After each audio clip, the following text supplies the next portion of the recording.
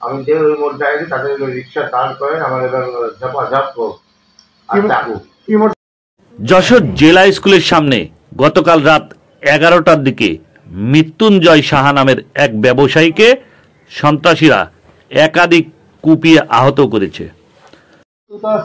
না এমনি সত্যি তো নেই, আমার ওই মার্কেটে মালিকের ছেলেদের সাথে একবার একটু কথা কাটাকাটি হইলো, সে মেলা দিন আগে ফেব্রুয়ারি মাসের 4 তারিখে।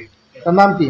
তার নাম হলো অমিত। এখন আন্দাজের করে আমি কি করে বলবো, এখন ওর সাথে আমি আবার অভিযোগ করেছিলাম, তখন ওসি ছিল রাজ্জাক সাহেব ছিল, রাজ্জাক সাহেব আমার চিনে, তখন ওই অভিযোগ দিলাম, ও আবার অভিযোগ ছিল এই বলতে ছিল।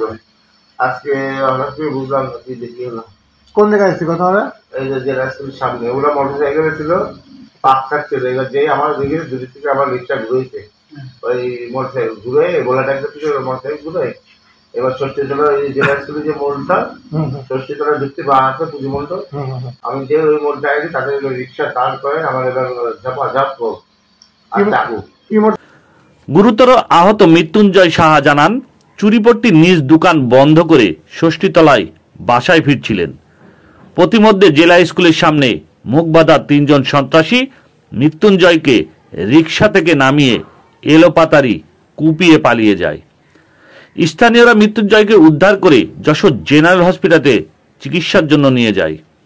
জরুরি বিভাগের চিকিৎসক তাকে প্রাথমিক চিকিৎসা প্রদান করে উন্নত চিকিৎসার জন্য মৃত্যুঞ্জয়কে ঢাকায় রেফার করেন।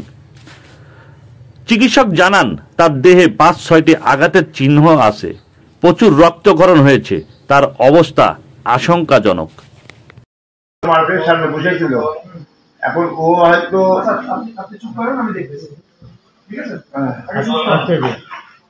ওই রুগীটা জানি রুগী করতেন কোথায় ছিল তো সাদা কালার কি বলবে, আমি তো নাম্বার দেখছেন কিছু? না না না, ওই যে আমার দোকান আমি যেখানে কোপাইছে সেখানে ওই যে চার দোকানদার সুমন নামে একটা ছেলে আছে, ওর দোকানটা খোলা ছিল, আর তাছাড়া কেউ ছিল না। আমার এই বিল্ডিংটা বন্ধ করেন না।